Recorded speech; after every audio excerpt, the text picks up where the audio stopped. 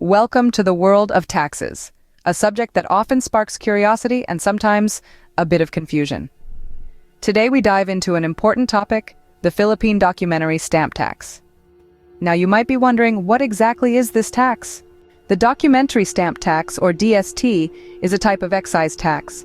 It is imposed on documents, instruments, loan agreements, and papers evidencing the acceptance, assignment, sale, or transfer of an obligation, right or property incident thereto. In simpler terms, it's a tax you pay for the use of certain documents that prove you have completed a transaction. Now let's delve a bit deeper. The laws behind the documentary stamp tax in the Philippines are outlined in Title VII of the National Internal Revenue Code. The tax is applicable on all transactions involving the creation, transfer, or termination of rights, obligations, or properties, where these transactions are proven by the issuance of certain documents. The rate at which you have to pay the documentary stamp tax varies. It depends on several factors such as the kind of document or transaction, the value of the property, or the amount of the obligation. Some of the most common transactions where DST is imposed include the issuance of shares of stock, sale of real property, and loan agreements. The following transactions are liable to DST under the National Internal Revenue Code, NIRC. Original issue of stock shares. Sales, agreements to sell, memoranda of sales, deliveries, transfer of shares, certificate of stocks, bonds, debentures, stock certificates, indebtedness issued in a foreign country.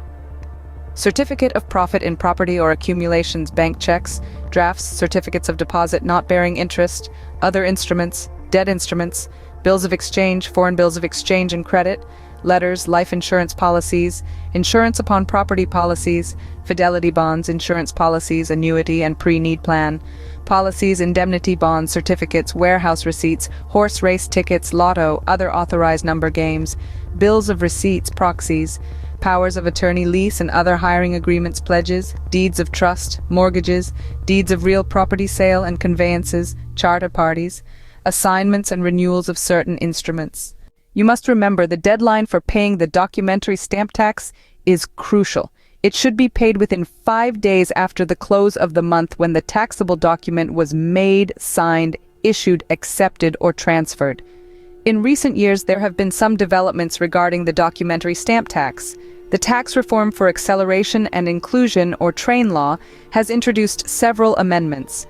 One of the significant changes includes an increase in the rate of DST on several transactions. So, to recap, the Philippine documentary stamp tax is a type of excise tax levied on certain documents that evidence the acceptance, assignment, sale, or transfer of an obligation, right, or property.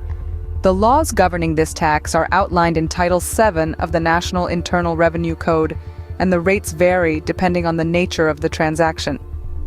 It's essential to remember the deadline for payment and to stay updated with the latest amendments introduced by laws such as the TRAIN law. Understanding taxes, such as the documentary stamp tax, is essential.